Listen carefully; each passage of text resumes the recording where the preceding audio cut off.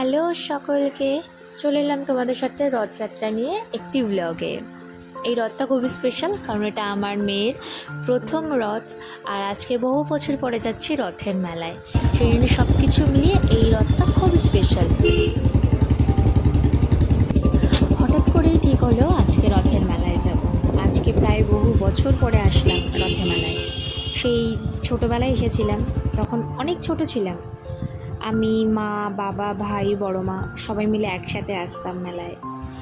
আমার মেয়ে ঘুমিয়ে পড়লো, ও গাড়িতে উঠলেই ঘুমিয়ে পড়ে।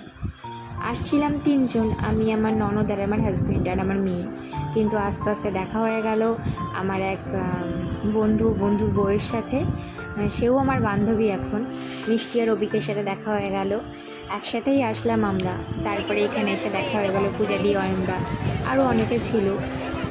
এবার সবার সাথে মেলা ঘোরার পালা। প্রচণ্ড ভিড় হয় এখানটায়, প্রচণ্ড। আমার মেয়ে আর ঐশী, এরা দুজনেই সম্পর্কে বান্ধবী হয়। দুজনের আজকে প্রথম আলাপ, মানে এতটাই ঘনিষ্ঠ আলাপ হয়ে গেছে যে দুজন দুজনকে ছাড়া হাঁটতেই পারছে না।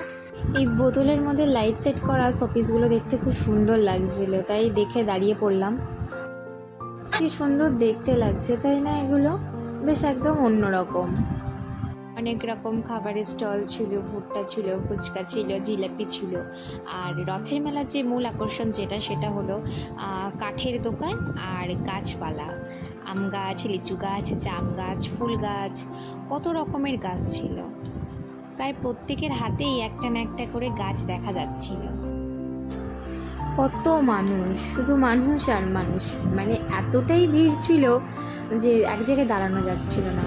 আমরা দেরি না করে আমি আর আমার বন্ধু অভিক দুটো করে 4টি গাছ আমরা কিনে নিয়েছিলাম। গাছগুলোর নাম আমার ঠিক মনে নেই। গাছ কেনা হয়ে গেছে, এবার জিলিপি নিচ্ছি।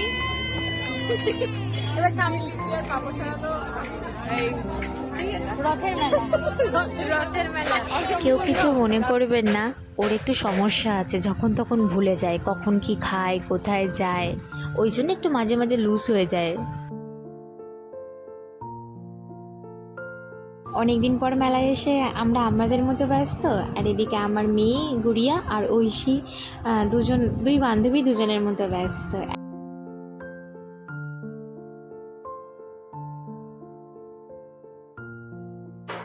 আমার মেয়ে আর ঐশী এতটাই কেনাকাটা করেছে, তাও ওদের মন ভরেনি। যেটা দেখছে এখনও সেটা নেবে। এটাই তো আসল ছোটোবেলা। আমরাও ছোটোবেলায় কত এরকম করেছি। ওদের ছোটোবেলা দেখে সেই আবার ছোটোবেলার কথা মনে পড়ে গেল। যাক, কদিন পরে যখন বড় হয়ে যাবে তখন আর এই সমস্ত টানগুলো ওদের আর থাকবে না।